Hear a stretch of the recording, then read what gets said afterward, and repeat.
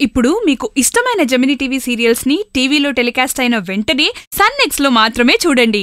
కానీ ఇకపై నాకు చెప్పకుండా ఎక్కడికి వెళ్ళకండి, అర్థమైందా? అర్థమైందమ్మా.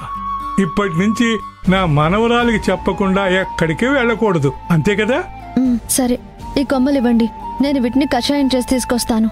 మీరు స్నానానికి వెళ్ళండి, మీ బట్టలు తీసుకొస్తాను. అలాగేనమ్మా.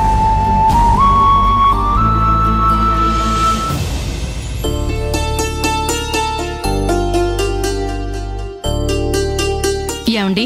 మళ్ళీ చేస్తాను. రాజేష్ ఫోన్ చేశాడా? కూర్చో రేణుక.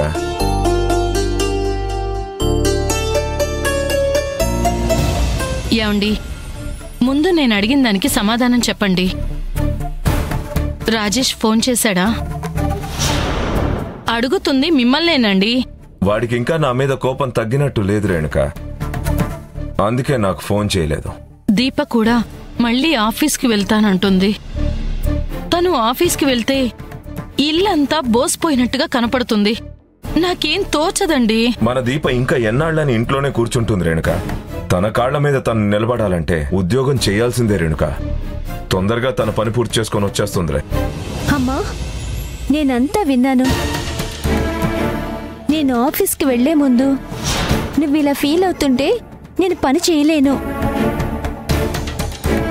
సరిగ్గా పని చేయకపోతే మా బాస్ నన్ను తిడతారు, నన్ను పనిలోంచి తీసేస్తారు. అయ్యయ్యో, నా గురించి ఆలోచించి నీ మనసు పాడు చేసుకోకు దీపా. శ్రద్ధగా పనిచేసి మంచి పేరు తెచ్చుకో. ఈ మాటన్నా బాగుంది. మీరిద్దరూ నన్ను ఆశీర్వదించండి. అమ్మా దీప, మా ఆశీర్వాదం కంటే ముందా భగవంతుడి ఆశీర్వాదం తీసుకో. 10 ఏళ్ళి దండం పెట్టుకుందాం.